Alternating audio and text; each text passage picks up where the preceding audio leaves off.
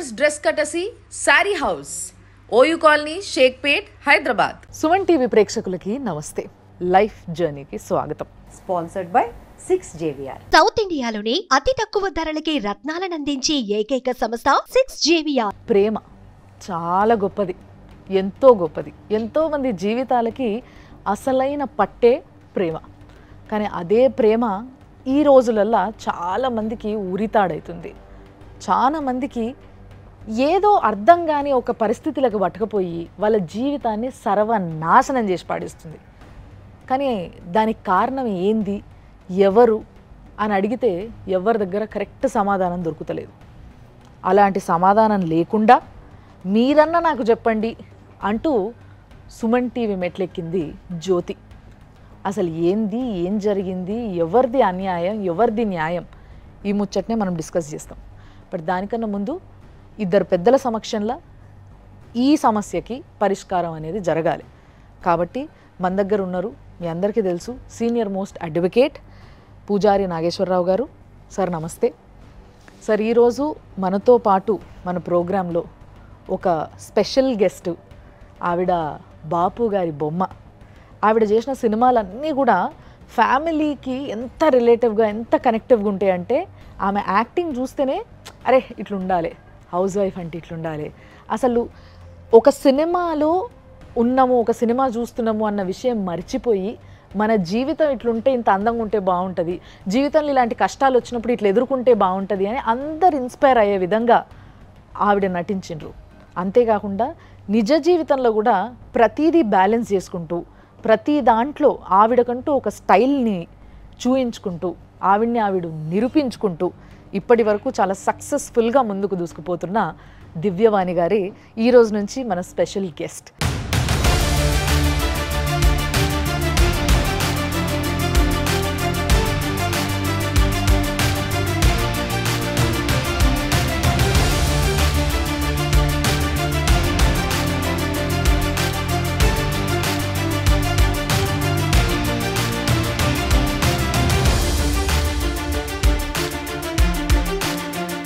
మేము పిలవంగానే వచ్చినందుకు చాలా చాలా సంతోషం.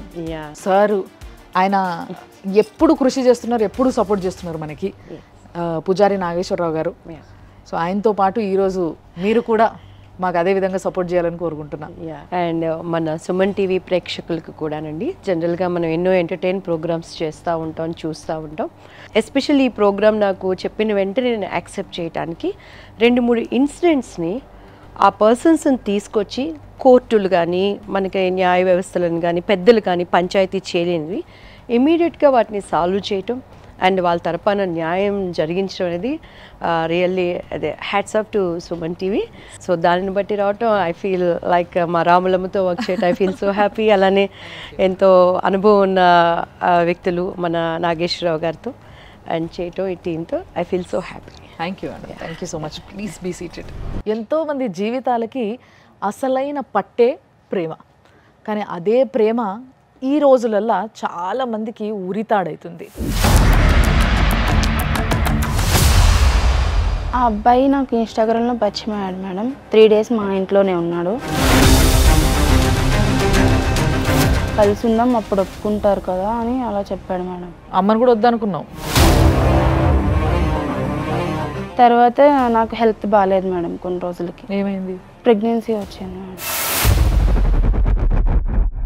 ఇక్కడ వరకు నువ్వు చేసినది, నువ్వు తీసుకున్న నిర్ణయాలు ఏవైనా కరెక్ట్ అనిపిస్తున్నాయా? కానీ నిన్ను చేసుకుని మీ వాళ్ళకి అందరికీ సుక్కలు చూపిస్తాను అన్నాడు. నువ్వు మొగోడు అయితే చేసుకుంటే మొగోడినా కాదు నీ మెరదలను అడిగి వెళ్తాను అడిగాడు. నా లైఫ్ నీ చేతిలోనే ఉంది అని అంటే పెళ్ళి అయిందా లేదా నీకంటే ఫోటో చూపించాడు మేడం. మరి దాని తర్వాత ఏం చేసినావు? మరి సికింద్రాబాద్ రైల్వే స్టేషన్కి వెళ్ళి చచ్చిపోవడానికి.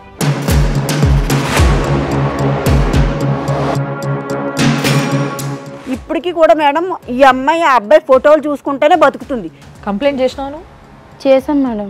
ఏ మహిళ అయినా పోలీస్ స్టేషన్కి వెళ్ళి నాకు అన్యాయం జరిగింది అంటే అది 3 సంవత్సరాల కంటే ఎక్కువ శిక్ష పడే అవకాశాలు కనుక ఉంటే irrespective of the situation, place, anything, they need to do the FIR in it.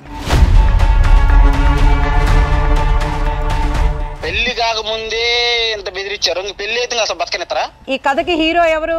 కథ నడిపించింది ఎవరా? నువ్వేమైనా నడిపించావు? నువ్వు డైరెక్షన్ ఇచ్చావా? మనం ప్రీమ్యారిటల్ కౌన్సిలింగ్ అనేది భారతదేశంలో అత్యంత అవసరం. ఎందుకంటే ఉమ్మడి కుటుంబం అనే వ్యవస్థ నుంచి మనం న్యూక్లియర్ ఫ్యామిలీస్కి వచ్చేసినామండి. ఇప్పుడు తన మూగ బాధ చెప్పుకోలేదు. ఆ బాధని పంచుకోవడానికి అంతకుమించిన దారి లేదా అమ్మాయికి? నిమిషం నిమిషం వాడి గురించి ఆలోచించి జీవితం అంతా అంకితం చేసే ఆడపిల్లలు ఆలోచించండి. ఎవరిని పెళ్లి చేసుకుంటున్నాం, ఎవరితో ఉంటున్నాం, ఎందుకు ఉంటున్నాం, వాడికి కూడా అలాంటి కమిట్మెంట్ వాడి వైపు నుంచి ఉందా మన పైన? ఉండాలి. ఎందుకు ఉండదు? అదే నా ప్రశ్న.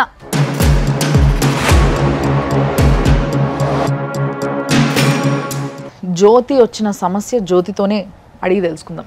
జ్యోతి నమస్తే. అమ్మ నమస్తే. మీ మమ్మీయా? మా అమ్మగారు మేడం. ఏం పేరమ్మా? మంగాను. సో జ్యోతి చెప్పు, ప్రేమించినా మోసపోయినా అన్నావు, అసలు ఏం జరిగింది? ఆ అబ్బాయి నాకు ఇన్స్టాగ్రామ్లో పరిచయం అయ్యాడు మేడం. కొన్ని రోజులు మెసేజ్ చేశాడు. అలా కొన్ని రోజులు మెసేజ్ చేసుకున్న తర్వాత కలుద్దాం అన్నాడు. కలుద్దామంటే మేము ఆంధ్రాలో ఉంటాం మేడం, కాకినాడ మా ఊరు. అక్కడ మాది హౌస్ ఉంది, రెంట్కి తీసుకున్నాం. అక్కడికి వచ్చాడు తను, కలిసాము. 3 days మా ఇంట్లోనే ఉన్నాడు. మీ ఇంట్లో ఎందుకున్నాడు? కలవడానికి వచ్చాడు కదా మేడం, మా ఇంట్లోనే ఉన్నాడు. మీ ఇంట్లో పెద్దవాళ్ళు ఎవరు లేరు ఆ టైంలో? అమ్మ వాళ్ళు ఇక్కడ ఉన్నారు మేడం, హైదరాబాద్లో.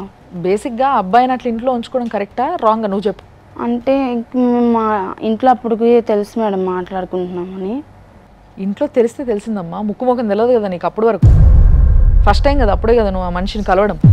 మరి ఫస్ట్ టైం కలిసినప్పుడు అంత నమ్మకం ఎక్కడొచ్చింది ఇంట్లో తీసుకొచ్చి పెట్టుకునే అంత? మన సంప్రదాయాలు, కట్టుబాట్లు, పద్ధతులతో మనం పెరిగాం. సో అంత అడ్వాంటేజ్ నువ్వు తనకి ఇవ్వటం అనేది అది ఫస్ట్ మన తప్పు. మా అక్క నేను వర్క్ చేస్తాం మేడం, కుకింగ్ చేస్తాం. అమీర్పేట్ నీలానగర్లో అక్కడ రూమ్ ఇచ్చారు మేడం. మా అక్కకి హస్బెండ్ లేరు, అక్క నేను పిల్లలు ఉంటాం. అమ్మ వేరే చోట వర్క్ చేస్తారు మేడం. ఓకే. తనకి జాబ్ కావాలని హైదరాబాద్ వచ్చాడు. జాబ్ కూడా లేదు ఆయనకి? చదువుకుంటున్నాడు మేడం. నేను మాట్లాడుతున్న విషయం మా ఇంట్లో తెలిసింది మేడం మా అబ్బాయితో. అమ్మ వాళ్ళు వద్దు అది ఇది అని చెప్తే నేను అమ్మ వాళ్ళతో గొడవ పెట్టుకుంటే పెళ్ళి చేసుకుంటాడు అది ఇది అని చెప్పి అమ్మతోనే 6 months అమ్మతో మాట్లాడలేదు మేడం. అమ్మని కూడా వద్దనుకున్నావు ముక్కు ముఖం తెలియనితో? అప్పుడు తను హైదరాబాద్ వచ్చాడు కదా మేడం, తను మా రూమ్లోనే ఉన్నాడు మేడం. ఒక 5 months ఇద్దరం కలిసే ఉన్నాం. సెకండ్ అక్క వాళ్ళ హస్బెండ్ తినికి జాబ్ ఇప్పించాడు మేడం. ఓకే. జాబ్ వచ్చేస్తే మ్యారేజ్ చేసేసుకుంటా అని చెప్తే జాబ్ ఇప్పించాడు, చేసుకుంటున్నాడు. అలాగే కొన్ని రోజులు అయిపోయింది మేడం. తర్వాత నాకు హెల్త్ బాగాలేదు మేడం. కొన్ని రోజులకి ఏమైంది? ప్రెగ్నెన్సీ వచ్చింది మేడం. ఇంట్లో చెప్పేస్తా అంటే వద్దు, ఇప్పుడు సెటిల్ అవ్వలేదు కదా, ఇలా చెప్పినా ఒప్పుకోరు అని చెప్పాడు మేడం. సో నీకేమన్నా ఏదన్నా కరెక్ట్ అనిపిస్తుందా? ఇక్కడ వరకు నువ్వు చేసినది, నువ్వు తీసుకున్న నిర్ణయాలు ఏవైనా కరెక్ట్ అనిపిస్తున్నాయా? నా మీద నమ్మకం లేదా, ఇన్ని రోజులు ఉన్నావు కదా, కలిసి ఉందాం అప్పుడు ఒప్పుకుంటారు కదా అని అలా చెప్పాడు మేడం. దాన్నే ప్రేమ, గుడ్డి ప్రేమ. గుడ్డి ప్రేమ. కాకినాడ వచ్చాను మేడం. ఆ ట్యాబ్లెట్లు వేసుకున్న తర్వాత నాకు హెల్త్ బాగాలేదు, అంటే బ్రెయిన్ మీద ఎఫెక్ట్ వచ్చింది మేడం. బ్రెయిన్లో వాటర్. అబార్షన్కి ట్యాబ్లెట్స్ వేసుకుంటా. అప్పుడు తెలిసిందా మీ మమ్మీ వాళ్ళకి? అప్పుడు చెప్పలేదు మేడం నాకు. అప్పుడు కూడా చెప్పలేదు. ఆ పిల్లోడు ఏమన్నాడు? ఆ టైంకి వచ్చి నీ దగ్గర ఉన్నాడా? చూడ్డానికి వచ్చాడు అంతే మేడం ఒకసారి. వాళ్ళ అమ్మ వాళ్ళు కానీ వాళ్ళ పేరెంట్స్ ఎవరితో నువ్వు ఎప్పుడైనా మాట్లాడావు? వాళ్ళ చెల్లితో మాట్లాడేదాన్ని మేడం. వాళ్ళ చెల్లికి తెలుసు మీ ఇద్దరి గురించి? తెలుసు మేడం. నువ్వు ఎప్పుడన్నా అడిగినావా? మరి ఇప్పుడు ఆల్రెడీ ఒకసారి కడుపు వచ్చింది, తీయించుకున్నావు, దానికి సైడ్ ఎఫెక్ట్స్ దాని ఏవైతే ప్రాబ్లమ్స్ రావాలో అవి వచ్చినాయి. అట్లీస్ట్ అప్పుడైనా పిల్లగానితోనే మరి మీ ఇంట్లో మాట్లాడు పెళ్లి చేసుకుందామని అడిగినావా? అడిగితే ఎప్పుడు జాబ్ రాలేదు కదా, ఇప్పుడు చెప్తే ఒప్పుకోరు మా నాన్న కూడా, నేను సెట్ అవ్వాలి అని. ఇద్దరు కలిసి ఇప్పుడు అడ్డం రాని జాబు పెళ్లి చేసుకోనికి ఎందుకు అడ్డం వస్తుంది?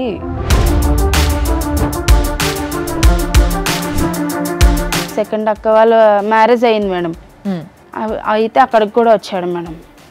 ఏలూరు వారం రోజులు ఉన్నాడు. మీ రిలేషన్ మధ్యలోకి ఏమని చెప్పి పరిచయం చేసావు? అది చేసుకునే అబ్బాయి అనే అందరికీ తెలుసు. ఇంకా మీ మమ్మీకి తెలియదా? అమ్మకి తెలుసు మేడం, మాట్లాడట్లేదు 6 months. నాతో మాట్లాడలేదు మేడం. నేను ఫస్ట్లోని అబ్బాయి వెనకాల తిరగ, అబ్బాయి కరెక్ట్ కాదంటే నీకు ఎందుకు నన్ను చేసుకుంటాడు పెళ్ళి. కాదమ్మా, మీరు కూడా ఒక్క విషయం చెప్తా నేను. ఆడపిల్ల సరే తెలుసో తెలియకో ఏదో చేసింది, తెలిసే చేసింది, కానీ నేను చెప్తే వినలేదని చెప్పి మీరు మాటలు బంద్ చేస్తే బిడ్డ జీవితం మంచిగా అవుతుందా? ఈ రోజు ఎవరు ఉన్నారు పక్కన? నేను ఎన్నిసార్లు చెప్పినా కానీ మేడం నాకు అసలు ఈ విషయాలు ప్రెగ్నెంట్ విషయాలు అసలు తెలియదు మేడం. మొన్న ఈ 6 గంటలకు వెళ్ళిపోతుంది డ్యూటీకి. ఇప్పుడు ఎందుకు జ్యోతిని ఇప్పుడే డ్యూటీకి వెళ్తున్నావు అంటే లేదు బేరమ్మన్నారు అనేసి వెళ్ళిపోయింది. అప్పుడు వీళ్ళు 2వ అక్కకి మెసేజ్ పెట్టిందంట, నేను ఇంక లేను మీకు మర్చిపోండి నన్ను, మీ సెల్ ఇంక కనపడదు అని మెసేజ్ పెట్టింది. నాకు ఫోన్ చేసింది, అమ్మ సెల్ ఎక్కడ ఉందంటే వంటకి వెళ్ళిందమ్మా అన్న. నేను అంటే వంటకి వెళ్ళలేదు, ఆమె ఎక్కడికి వెళ్ళిపోయింది ఇంట్లోంచి బయటకు అని.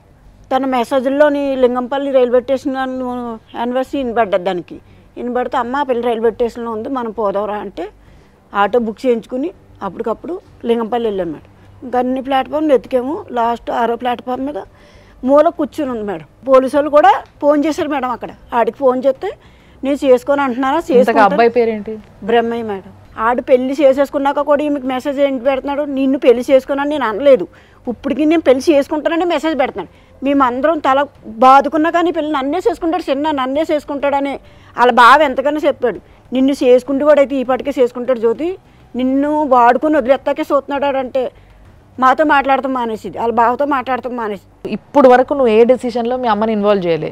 మీ అమ్మ డైరెక్ట్గా చెప్తుంది మీకెందుకు నన్ను పెళ్లి చేసుకుంటాడు మీకు అనవసరం అని చెప్పి నువ్వు అంత రఫ్గా మాట్లాడినావు తల్లితోని. మరి ఈరోజు మీ మమ్మీని తీసుకొని వచ్చినావు. ఇదేటి బ్రహ్మ ఇప్పుడు ఇలా అంటున్నావు, మరి ఇన్ని రోజులు పట్టించి అమ్మాయిని వాడుకున్నావు కదా, మరి దీనికి న్యాయం చెయ్యి మరి అంటే అలా ఎలా చేస్తారో వాళ్ళు ఏమో చచ్చిపోతాను అంటున్నారు. ఇప్పుడు నేను ఏం చేయాలో నాకు అర్థమవుతలేదు. ఒక స్టేజ్లో నాకు పిల్లని ఎవరు ఇవ్వరనుకున్నాను, అందుకని నేను ప్రేమించాను. ఇప్పుడు మా మేనమామ పిల్ల ఉంది, నేను పెళ్లి చేసుకోవాలి. వాళ్ళ మేనమామ ఉన్నాడో లేదో నాకు తెలీదు, వాళ్ళకి పిల్ల ఉన్నది కూడా నాకు తెలీదు. ఇప్పుడు ఆ పిల్లని ఇచ్చి నాకు పెళ్లి చేస్తానన్నాను అని చెప్పాడు మా అల్లుడి దగ్గర. బ్రహ్మ ఇది నమ్మే విషయం కాదు, మేనమామ ఉన్నాడని నీకు తెలుసు, పిల్ల ఉన్నదని నీకు తెలుసు, కావాలని దీని ట్రాక్లో దింపావు నువ్వు వాడుకోవడం కోసం దింపావంటే నేను అలా ఏం చేయలేదు పెళ్లి చేసుకుంటాను అన్నాడు. అయితే చేసుకుని చూపించు అన్నాడు. అనక అయిపోయిన తర్వాత వాళ్ళ నెంబర్ కల్పించాడు, వాళ్ళ అమ్మ వాళ్ళ నెంబర్ మెసేజ్ పెట్టాడు పిల్లకి పెట్టి కావాలంటే మా అమ్మ వాళ్ళని అడగండి అని అంటే ఆడు ప్లాన్ ప్రకారం కూర్చేసాడు మేడం. బుచ్చిలో ఈమె దిగేసింది. ఏంటంటే ఆడు వాళ్ళు కాంప్లైంట్ కాల్లో ఉన్నాడు వాళ్ళ బావకి ఉండి ఈమె ఏమైతే మాట్లాడుతున్నాడు అన్నీ విన్నాడు. ఈయన మేమే గొడవ పెట్టాము అనేసి మా అల్లుడు ఏమన్నాడంటే మరి ఈ పిల్ల చెప్పింది మేము ఇన్ని రోజులు బట్టి కలిసి ఉంటున్నాము, మీ అబ్బాయి నేను ఇన్ని సంవత్సరాలు బట్టి నాతోటే ఉన్నాడు, మా రూమ్లో ఉన్నాడు అంటే ఏమోనమ్మా మాకు తెలీదు, మాకేం చెప్పలేదు, నువ్వు బ్లాక్మెయిల్ చేస్తున్నావు అది ఇది అన్నాడు. బ్లాక్మెయిల్ ఎందుకు చేస్తున్నాము, ఒక ఆడపిల్ల జీవితం మీద కావాలని మచ్చ చేసుకోదు కదా, మేము తిరిగి ఉన్నాం కాబట్టి నా రూమ్లో ఉన్నాడు కాబట్టి నేను చెప్తున్నాను మీరు ఒప్పుకోండి, మా ఇంట్లో కూడా ఒప్పించుకున్నాను నేను, మీరు మా వాళ్ళు కూర్చుని మాట్లాడుకుని మా పెళ్లి చెయ్యండి అన్నది. అంటే ఎవడబడతాడుతో రమ్మంటే అలా పోతావా నువ్వు, అలా పెంచారా నిన్ను మీ అమ్మ వాళ్ళని అని అడిగారు వాళ్ళు. అప్పుడు మా అల్లుడు అన్నాడు మరి నీ కొడుకుని అలా తయారు చేసి ఊరి మీద పంపిస్తే మరి అమ్మాయిని వాడుకుని వదిలేమని పంపించారు అని అడిగాడు మా అల్లుడు. నేను పెళ్లి చేసుకుంటాను, నిన్నే చేసుకుంటే నేను ఎల్లో చేసుకుంటాను, కానీ నిన్ను చేసుకుని మీ వాళ్ళకి అందరికీ సుక్కలు చూపిస్తాను అన్నాడు. నువ్వు మొగోడు అయితే చేసుకుంటే మొగోడినా కాదు నీ మరదలను అడిగి వెళ్తాను అడిగాడు.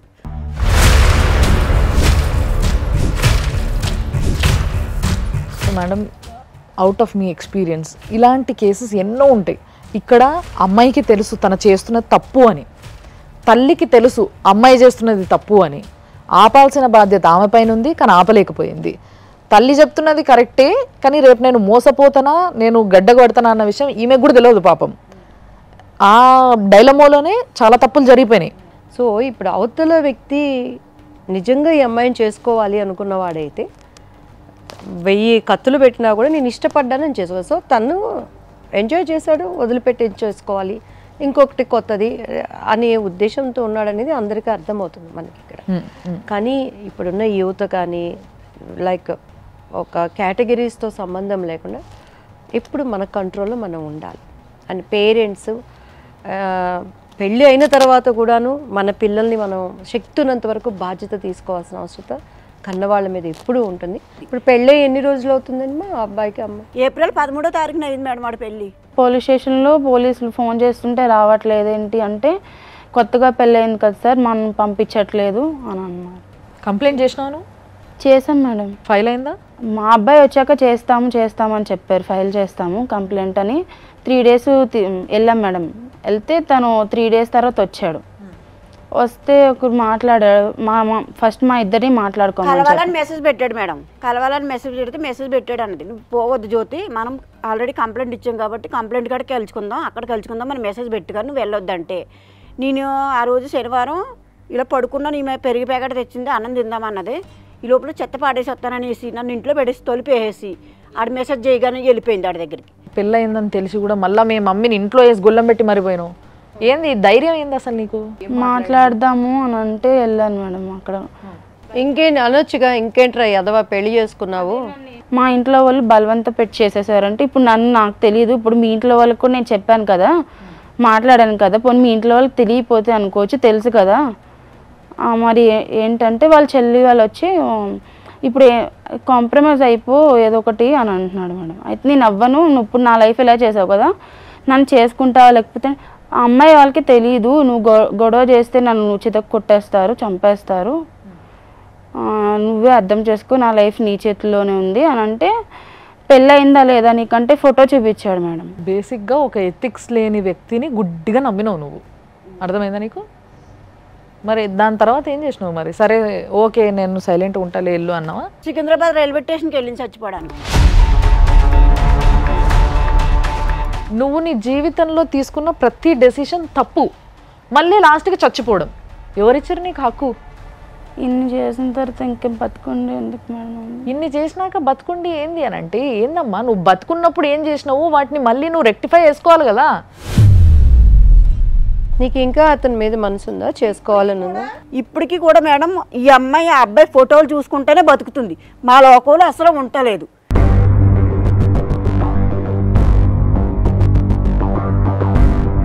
సార్ కేసు చాలా విచిత్రమైన కేసు ఇది. అంటే బేసిక్గా ఇలాంటివి చాలా జరుగుతాయి, కానీ ఎక్కడో ఒక దగ్గర దానికి సొల్యూషన్ ఉంటుంది. ఈ పిల్ల వల్ల ఇంట్లోకి టార్చరే, ఆ పిల్ల టార్చరే పడుతుంది. ఇప్పుడు ఈ షో ద్వారా మనం అందరికీ చెప్పాల్సిన, ఇప్పుడున్న యూత్కి చెప్పాల్సిన విషయం ఏంటి అంటే, ఈ ప్రేమ పేరుతోని, అంటే ఇప్పుడున్న టెక్నాలజీ వల్ల ఈ ప్రేమలో పడటం అనేది, లేకపోతే కాంటాక్ట్లోకి రావడం అనేది చాలా ఈజీ అయిపోయింది. ప్రేమే జీవితం అనుకుంటాం ప్రేమలో ఉన్నప్పుడు, కానీ ప్రేమ అనేది జీవితంలో ఒక భాగం మాత్రమే. అది సరే యుక్త వయసులో ప్రేమలు ఇవన్నీ జనరల్గా కామన్ ఉన్నా కూడా ఫస్ట్ మీరు పోరాటం నేర్చుకోవాలా, పోరాడే విధానాన్ని నేర్చుకోవాలా. సో బ్రేకప్ అనేది ఒక పీరియడ్ ఉంటుంది, అది డిప్రెషన్లో కంపల్సరీ ఉంటారు వాళ్ళు. సో కౌన్సిలింగ్ ద్వారానే డిప్రెషన్ నుంచి బయటకు వస్తారు తప్ప దానికి వేరే ఆప్షన్ లేదు. మీరు కంప్లైంట్ ఇచ్చిన తర్వాత మీకు కాంటాక్ట్లోకి వచ్చాడా, కంప్లైంట్ ఇవ్వకముందు కాంటాక్ట్ వచ్చాడా? సో మీకు కంప్లైంట్ ఇచ్చే టైంకి అతనికి పెళ్ళైందనే విషయం మీకు తెలియదు. సో ఫోన్ చేసి ఉన్న తర్వాత వాళ్ళు అప్పుడు కేసు అవుతుంది అని వీళ్ళు పోలీసులు చెప్పడం కానీ, లేకపోతే మేము పోలీస్ స్టేషన్కి వెళ్ళింది కాబట్టి అక్కడ పెళ్ళైన అమ్మాయికి తెలిస్తే ఇజ్జత్ పోద్దనే ఉద్దేశంతో ఫస్ట్ ఏమైనా కాంటాక్ట్ చేసి ఉండొచ్చు. ఏ ఆడపిల్ల అయినా సరే పోలీస్ స్టేషన్కి వెళ్ళినప్పుడు దాంట్లో కనుక 3 years ఆర్ ఎబో శిక్షలు పడే సెక్షన్లు కనుక ఉంటే వితౌట్ ఎంక్వైరీ ఎనీథింగ్ వాళ్ళు ఇమ్మీడియట్లీ ఎఫ్ఐఆర్ చేయాలి. ఓకే, అదే అంటున్నా. ఇది చాలా మంది పోలీస్ స్టేషన్లో మనకి ఏం చేస్తారు అంటే, వీళ్ళు దాన్ని సీరియస్గా తీసుకోక దాన్ని కౌన్సిలింగ్ల పేరు మీదనో లేకపోతే సెటిల్మెంట్ పేరు మీదనో మీరు మాట్లాడుకోండి, లేకపోతే ఈ సాక్ష్యాలను ఆ సాక్ష్యాలను చాలా డిలే చేస్తుంటారు. సో ఈ కేసుకు వచ్చారికి ఏమైంది అంటే, దీంట్లో చీటింగ్ అనేది ఉంది. తర్వాత పెళ్లి చేసుకుంటా అని ప్రామిస్ చేసి శారీరకంగా కలవటం అనేది ఉంది. రెండోది అది ఫోర్స్ఫుల్ అబార్షన్ అనొచ్చు, లేకపోతే అవగాహన లేని అబార్షన్ కూడా అనొచ్చు. సో అబార్షన్ అనేది కూడా ఉంది. సో ఒకవేళ ఫోర్స్ఫుల్ అబార్షన్ కనుక ఉంటే వాళ్ళకి జీవితకాలం శిక్ష పడే అవకాశం ఉంది. ఓకే, అంటే ఇప్పుడు ఆ అమ్మాయి చెప్తుంది కదా సార్, టాబ్లెట్లు వేసుకొని తీసేయమన్నారు అని చెప్పేసి. తర్వాత ఎవరినైనా సరే పెళ్లి చేసుకుంటా అని చెప్పి శారీరకంగా కలిస్తే కూడా, అంటే in the promise of marriage కలిస్తే కూడా వాళ్ళకి జీవితకాలం శిక్ష పడే అవకాశం ఉంది. ఇంకా ఆడవాళ్ళకున్న ఒక వెలుసుబాటు ఏంటి అంటే 0 FIR అంటారు. సంఘటన ఎక్కడ జరిగినా సరే వాళ్ళు నివసించే ప్లేస్లో ఎఫ్ఐఆర్ చేస్తారు. ఓకే, ఏ మహిళ అయినా పోలీస్ స్టేషన్కి వెళ్ళి నాకు అన్యాయం జరిగింది అంటే అది 3 సంవత్సరాల కంటే ఎక్కువ శిక్ష పడే అవకాశాలు కనుక ఉంటే, irrespective of the situation, place, anything, they need to do the FIR immediately. Okay.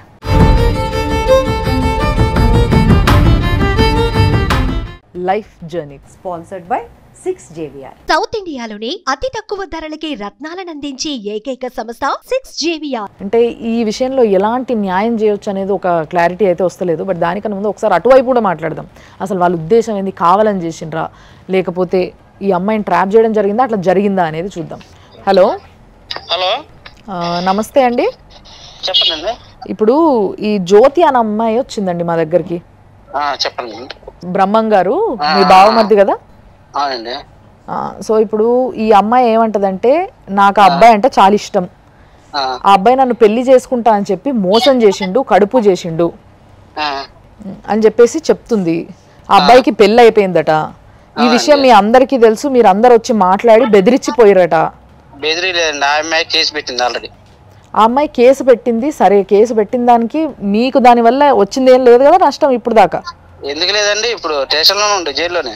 ఎవరు జైల్లో ఉన్నారు? నిన్న వచ్చి 2 రోజులే ఉంది రిలీజ్ అయ్యి. అవునా?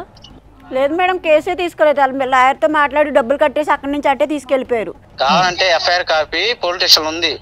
420 కేసు కింద 15 రోజులు జైల్లో పెట్టారు. సరే, ఆ ఒక్క కేసు కాదు, ఇంకో కేసు పెట్టినా తప్పలేదులే గానీ ఇప్పుడు ఇంకొక మాట చెప్తా వినండి. చెప్పండి మేడం. ఇప్పుడు ఆడపిల్ల కదా, ఆడపిల్లని పెళ్లి చేసుకుంటా అని మోసం చేయడం మహాపాపం, అవునా కాదా? మరి అట్లాంటప్పుడు మీరు మీ బావమరిదికి అరే పెళ్లి చేసుకోరా అని చెప్పి ఈ పిల్లతో పెళ్లి చేయాలి కదా? ఆ అబ్బాయి 3 ఇయర్స్ నుంచి 4 ఇయర్స్ నుంచి వాళ్ళు రిలేషన్షిప్ లో ఉన్నారంట. మాకు రీసెంట్ గా 1 month 1.5 month అయింది తెలిసి. వాళ్ళ మదర్ ఉన్నప్పుడు అసలు ఆ అబ్బాయి ఎందుకు వస్తుండ్రు, పెళ్లి చేసుకుంటానండు. వాళ్ళ పెద్దోళ్ళు ఏదైనా ఫోన్ చేశారా? 9:30-10 ఇప్పుడు ఫోన్ చేసి మీ అబ్బాయిని ఇచ్చి నాకు పెళ్లి చేస్తారా లేకపోతే కేసు పెట్టమంటావా అని చెప్పి బెదిరించారు. అసలు ఇష్యూ ఏం చెప్పకుండా డైరెక్ట్ గొడవ దిగారు. ఆ అబ్బాయి ఏం చేస్తానంటే అంతకు ముందు వాళ్ళ అమ్మలతో మాట్లాడుకుంటానంట. ఏది ఆ అబ్బాయి డైరెక్ట్ చెప్పలేక ఏదో ప్రయత్నం ఆ అబ్బాయి చేసుకుంటానంట. చేసుకుంటుంటే ఈ అమ్మాయి నమ్మకపోతే వాడు ఆ అబ్బాయి స్క్రీన్ షాట్ తీసి ఆ అమ్మాయి పెట్టిందంట వాట్సాప్ లో. ఆ నెంబర్ తీసుకుని వాళ్ళ ఇంట్లో ఫోన్ చేసి బెదిరించారు. ఎవరైనా పెళ్లి చేసుకోవాలంటే ఫోన్ చేసి బెదిరిస్తారా లేకపోతే వచ్చి సౌండ్ వచ్చి ఇంటి దగ్గర వచ్చి మాట్లాడుకుంటారా? ఇప్పుడు అదే ఒకవేళ మీ వైపు అమ్మాయి ఉండుంటే ఆ ఎదురుగోళ్ళు బెదిరిస్తే మీరు ఇట్లే ఆలోచిస్తారా అండి? అసలు మేము ఇప్పుడు దాకా ఎప్పుడు చంపేవాళ్ళం అమ్మాయిని. అయితే మీరు ఒక పెద్ద మనిషిగా మాట్లాడండి. ఫస్ట్ ఒకసారి ఆడపిల్లతో కలిసి ఉన్నాడు, కడుపు చేసిండు అన్న విషయం తెలవంగానే ఇటు మీ వైపు సమానంగా బాధ్యత ఉంటది, వాళ్ళ వైపు సమానంగా బాధ్యత ఉంటది. కూర్చొని పెద్దలు మాట్లాడుకొని వాళ్ళకి పెళ్లి చేయాల్సిన బాధ్యత మీ వైపు ఎంతుందో వాళ్ళ వైపు అంతుంది, వాళ్ళ వైపు ఎంతుందో మీ వైపు అంతుంది. ఆ విషయాన్ని మీరు మర్చిపోతున్నారు. ఫస్ట్ మీరు ఎట్లా మాట్లాడుతున్నారంటే మావాడు మొగోడు ఏదైనా చేస్తాడు అన్నట్టు మాట్లాడుతున్నారు. ఎట్లా చేస్తాడు మొగోడు? పెళ్లి కాకముందే ఎంత బెదిరించారు, పెళ్లి అయితే అసలు బతకనిస్తారా? అంటే ఇప్పుడు ఎవరికైతే ఏ పిల్లకైతే మీరు ఇచ్చి పెళ్లి చేసినరో ఆ పిల్లకి ఈ విషయం తెలిసిన తర్వాత ఆ పిల్ల బతకనిస్తుంది అనుకుంటున్నారా మీరు? ఏంటిది మేడం, ఆ అబ్బాయి పెళ్ళింది, ఈ అమ్మాయి కేసు పెట్టింది, ఏం చేయమంటారు మీరు చెప్పండి. ఇప్పుడు ఈ అమ్మాయి గురించి తెలిసిన తర్వాత ఇంకో అమ్మాయికి కట్టబెట్టారు కదా అబ్బాయిని, అదెంత పాపం తెలుసా మీకు? వాళ్ళకి ఇష్టమే చేసుకున్నారండి. అంటే ఆ అమ్మాయికి ఆ ఎదురుగా అమ్మాయికి చెప్పినరా ఈ అమ్మాయితో కడుపు వచ్చింది అన్న విషయం? చెప్పలేదండి. మరి చెప్పకుండా చేయడం ఎంత పెద్ద నేరం తెలుసా? ఎంత మోసమో తెలుసా మీకు? మాకేం తెలుసు అండి, ఇప్పుడు మేము అంటే పల్లెటూరులో ఉండేవాళ్ళం. ఇంతసేపు మాట్లాడేటివన్నీ మాట్లాడి పల్లెటూరు అంటారు ఏంటండి? పల్లెటూరు అయితే ఏంటి, పల్లె అయితే ఏంటి? మీరు ఒక పెద్ద మనిషిగా పిల్లోడికి బావగా మీరేం చేయగలుగుతారు? న్యాయం చెప్పండి ఒకసారి. మేడం మేము స్టేషన్ లోనే అడిగినాం. స్టేషన్ అడిగితే వాళ్ళు అసలు ఎటు మోసట్లా మాకు కేసే కావాలంటారు, కేసు కట్టించారు. నేను అదే చెప్తున్నా మీకు. ఆ అమ్మాయి నా దగ్గరకు వచ్చింది, ఆ అమ్మాయి ఏమంటది, ఆ అబ్బాయే కావాలంటుంది. మరి ఆ అబ్బాయికి ఇచ్చి ఇప్పుడు పెళ్లి చేస్తారా లేకపోతే కేసు పెట్టుకొని పొండి అంటారా? ఎట్లా చేస్తావేంటండి? మరి ఒక నిమిషం అబ్బాయికి ఇచ్చి పెళ్లి చేస్తాం, ఇప్పుడు మళ్ళీ ఆ అమ్మాయి కూడా కేసు పెట్టింది. మరి అదే కదా, మరి ఆ విషయం ఆ బుద్ధి మీకు ముందుండాలి కదా పెళ్లి చేసేటప్పుడు. ఇప్పుడు ఆ అబ్బాయి కావాలన్నప్పుడు మీరు కేసులు పెట్టారు, కేసులు పెట్టని ఆ అబ్బాయిని పెళ్లి చేసుకున్నా అని చెప్తే ఏంటండి మీరు ఏం మాట్లాడుతున్నారు? మీకు ఏమైనా అర్థమవుతుందా? ఆ అబ్బాయే కావాలన్నప్పుడు కేసు ఎట్లా పెట్టిండ్రంటే మరి మీరు పెళ్లి చేయకపోయి ఉంటే కేసు పెట్టే వాళ్ళు కాదేమో. మీరే డెసిషన్ తీసుకుంటారా ఆ పిల్లోడి విషయంలో? ఇంకెవరైనా తీసుకునే వాళ్ళు ఉన్నారా? చెప్పండి మేడం, నేను తీసుకుని చెప్పండి. మీరేనా? ఆయన కూడా కాదండి, మీరు మాట్లాడమనండి. ఆ అబ్బాయి ఎక్కడున్నాడో తనని మాట్లాడమని. ఒక పని చేయండి, మీరందరూ కలిసి ఒక డెసిషన్ కి రండి. ఆ అమ్మాయికి ఇచ్చి పెళ్లి చేస్తారా? వాళ్ళకి ఓకే ఏమంటారమ్మా మీరు? పెళ్లి చేసుకుంటావా రెండో పెళ్లి? ఇట్స్ నాట్ లీగల్ కదా, ఎలా జరుగుతుంది? ఆ అమ్మాయి చచ్చిపోతా ఉంటుంది కదా మేడం. ఒక్కసారి మాతో దివ్యవాణి గారు ఉన్నారు, ఒక్కసారి మాట్లాడండి మీరు. మీ పేరేంటండి? నా పేరు గోపి అండి. గోపి గారు, ఇప్పుడు వీళ్ళిద్దరూ ఇప్పుడు మీరు మీ బామర్దికి పెళ్లి చేయక ముందే ఈ అమ్మాయి ఆ అబ్బాయి జీవితంలో ఉన్నదని మీకు తెలుసు. మాకు వాళ్ళు ఎన్ని సంవత్సరాలు రిలేటివ్స్ లో ఉంటారైతే తెలియదండి. మాట్లాడకండి సంవత్సరాలు. వినండి వినండి, నేను చెప్పేది ముందు మీరు వినండి. ఇప్పుడు దాకా మీరు చెప్పింది మేము నేను చెప్పేది నువ్వు వినకపోతే వినిపించే రీతిలో వినిపిస్తాం. హలో చేయండి, అసలు దాంట్లో ఇబ్బంది. నేను చెప్పింది వినాలి ఫస్ట్. నేను అడిగింది నువ్వు క్లారిటీ ఇవ్వు నువ్వు నాకు. వీళ్ళిద్దరికి ఒక సంబంధం ఉన్నదని తెలిసినప్పుడు ఈ అమ్మాయిని పెద్దవాళ్ళు కూర్చోబెట్టి దానిని అసలు తెంచుకోవటం ఆ పెద్దల సమక్షంలో కలిపి ఉండటం అనేది చెయ్యకుండా ఈ అమ్మాయికి తెలియకుండా ఆ అబ్బాయికి వేరే అమ్మాయిని ఇచ్చి మీరు పెళ్లి ఎలా చేస్తారు? ఆ అమ్మాయికి ఎలా చేశారంటే ఆ అబ్బాయికి చదువుకున్నప్పుడు 12 లక్షలు అప్పు అయిందండి. అంటే ఈ అమ్మాయిని జీవితంలో తీసుకునేటప్పుడు ఆయన్ని గుర్తు రాలేదా? ఆ రోజు ఆ అమ్మాయి ఫోన్ చేసింది, మా అత్త మామలతో బెదిరించారు, అయిపోయింది. బెదిరించడం అనొద్దు, దానిని అడగటవా నువ్వు ముందు అడగటం. చెప్పలేరా చెప్పు. 12 లక్షలు అప్పు చేశారు. అసలు ఏం చూసి ఆ అబ్బాయిని ఎంత సేట్ చేసినారని వాళ్ళమ్మ ఫోన్ పెట్టేశారు.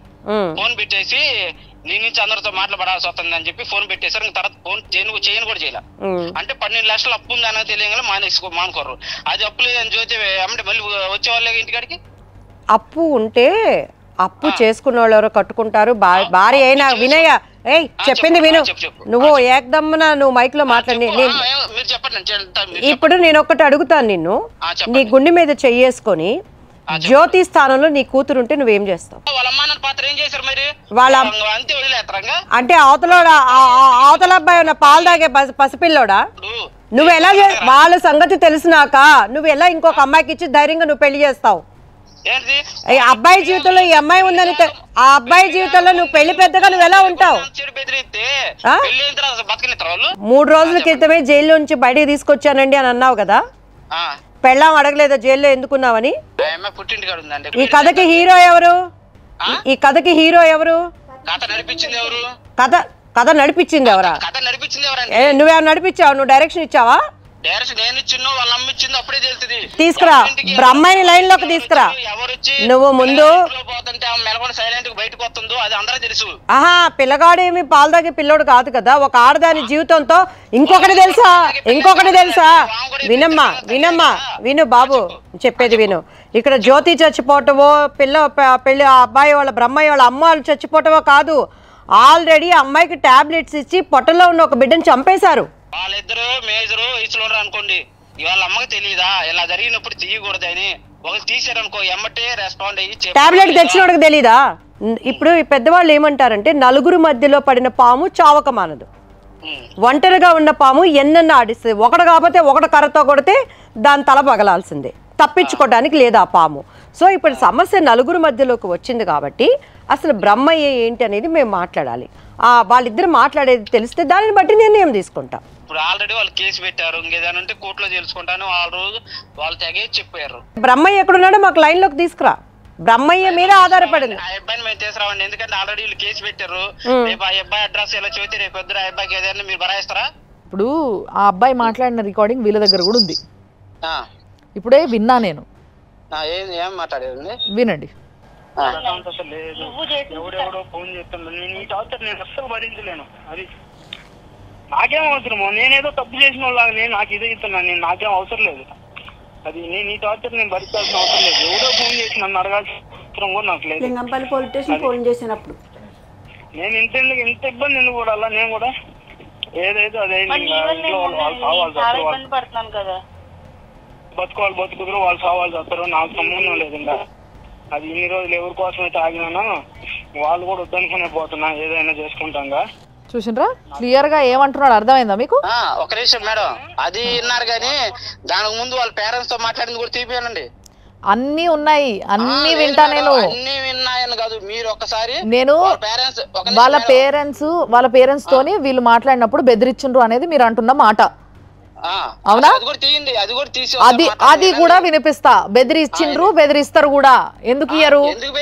అమ్మాయిని పెళ్లి చేసుకోవడానికి ఒప్పుకోకపోతే కడుపు చేసిన తర్వాత బెదిరించరా? ఒక నిమిషం ఆగు. అసలు పెళ్లి చేసుకోవడానికి ఇవన్నీ కారణాలు అవి కాదు.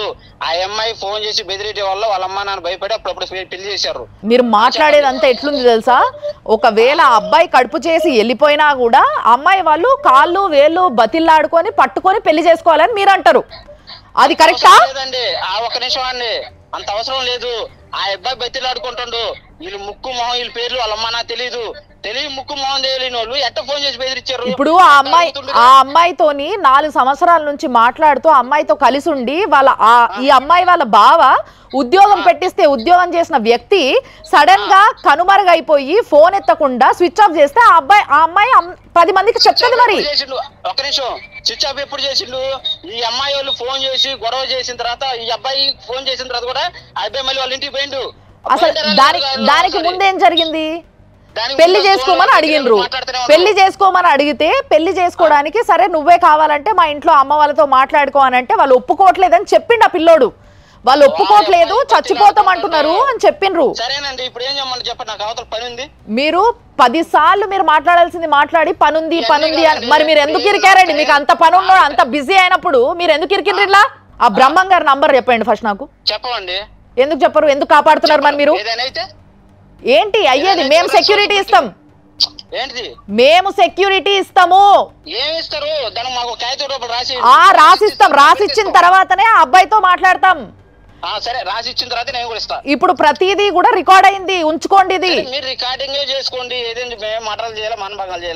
ఇప్పుడు మానభంగమే చేసింది మీ ఓడు మానభంగం చేసిండు. కడుపులో ఉన్న పిల్లని మర్డర్ కూడా చేసిండు. మరి వాళ్ళిద్దరే మాట్లాడుకుంటారు. నంబర్ ఇచ్చేయండి అంటున్నా. అందుకే ఓ పని చేయండి, మీరు ఆయన కాన్ఫరెన్స్ లో పెట్టండి, నేను వెయిట్ చేస్తా. మీరు ఫోన్ చేయండి ఆయనకి, కాన్ఫరెన్స్ పెట్టండి. సరే. హలో, స్విచ్ ఆఫ్ వస్తుందండి నెంబరు. ఇప్పుడు వరకు జరిగిందంతా ఒక ప్రోగ్రామ్ కింద మేము మొత్తం కూడా షూట్ చేయడం జరిగింది. ఇది టెలికాస్ట్ జరుగుతుంది. చేసిన తర్వాత అప్పుడు మీరు భరించాల్సింది భరించాలి. ఇప్పుడు వరకు మేము భరించినాం అంటున్నారు కదా, అప్పుడు మీరు భరించాల్సింది భరించాలి. ఓకే.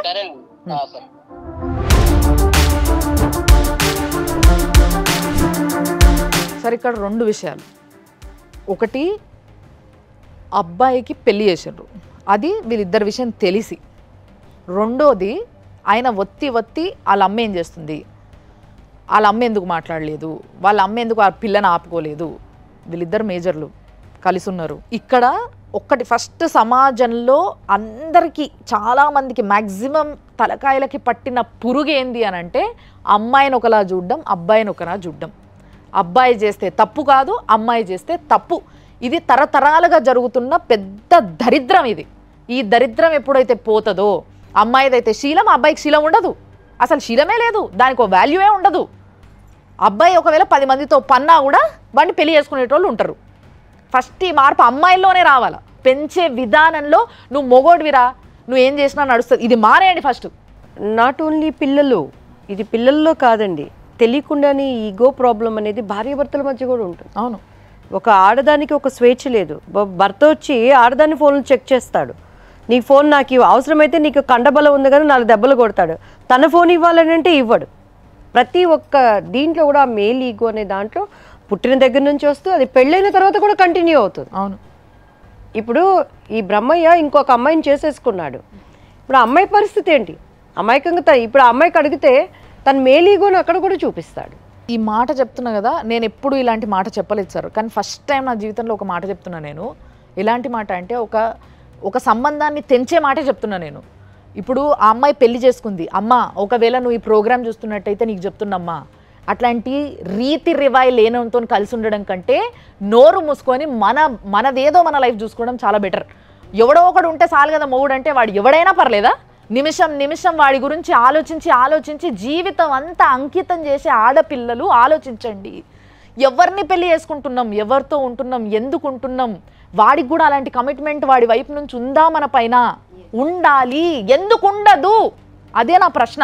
ప్రీమారిటల్ కౌన్సిలింగ్ ద్వారానే మారుతుంది. ఎందుకంటే మనం ఎన్నో సందర్భాలు చెప్పినప్పుడు ఏంటంటే, మనకి ఇంతకుముందున్న వ్యవస్థ ఏదైతుందో, భారతదేశ వ్యవస్థలో పెళ్ళి అనేది చాలా పటిష్టమైన వ్యవస్థ.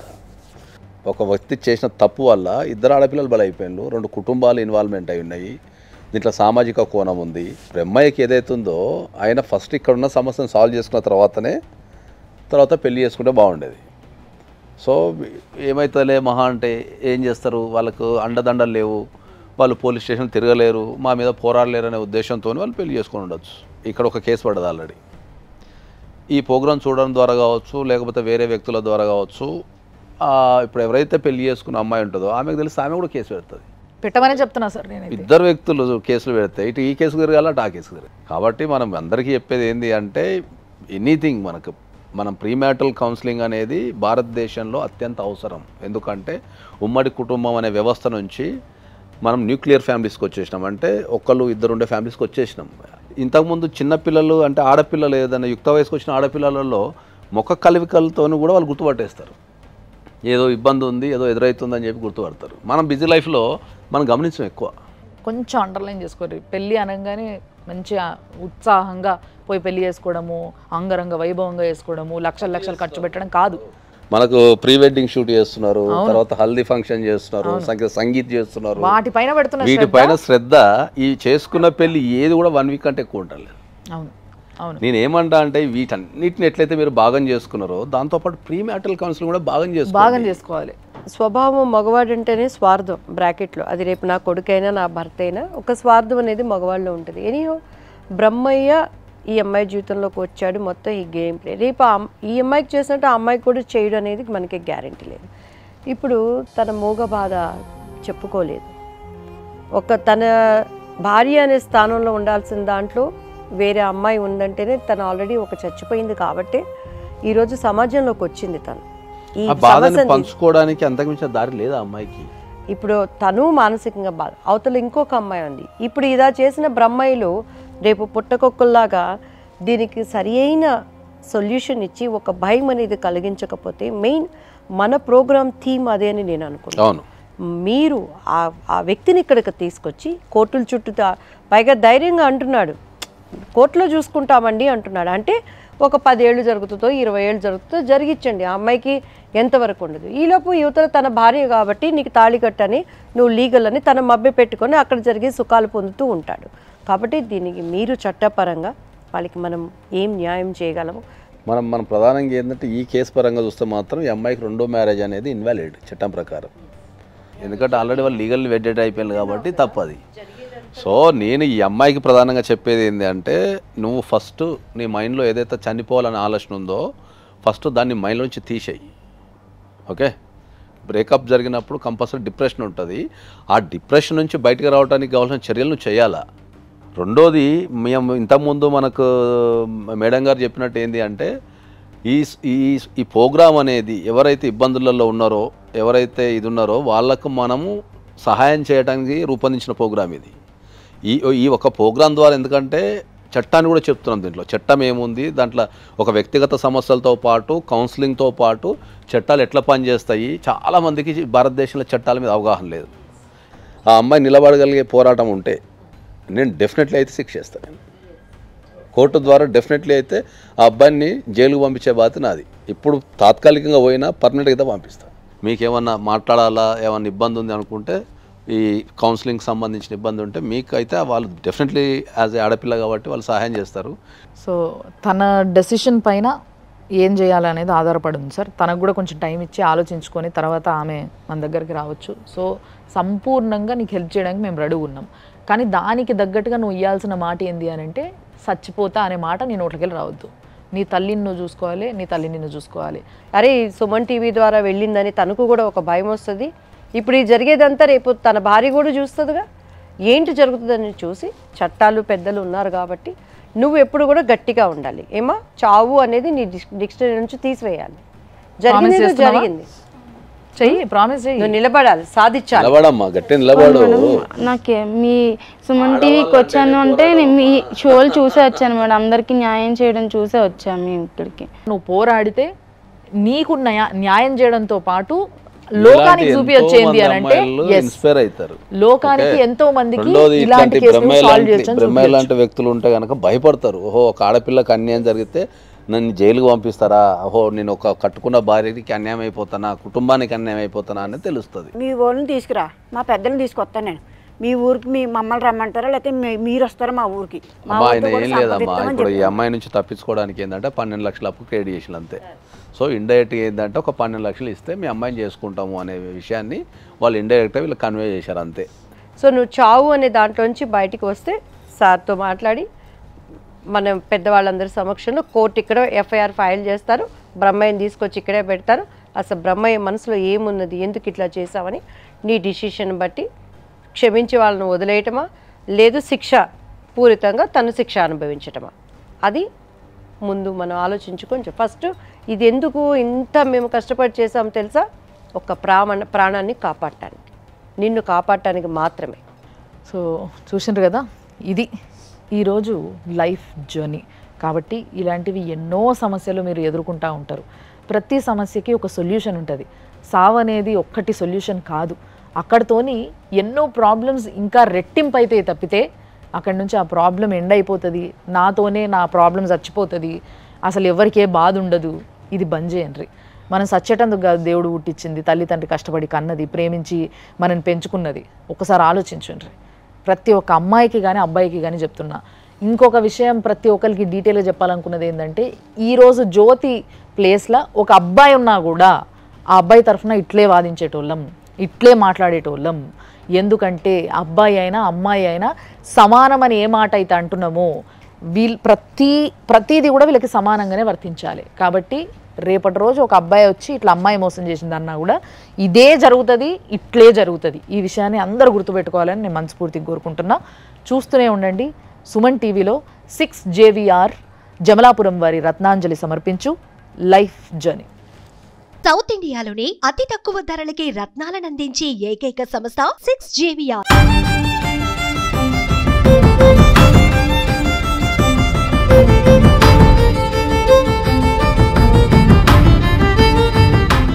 Anchors dress courtesy sari house, OU colony, Shaikpet, Hyderabad.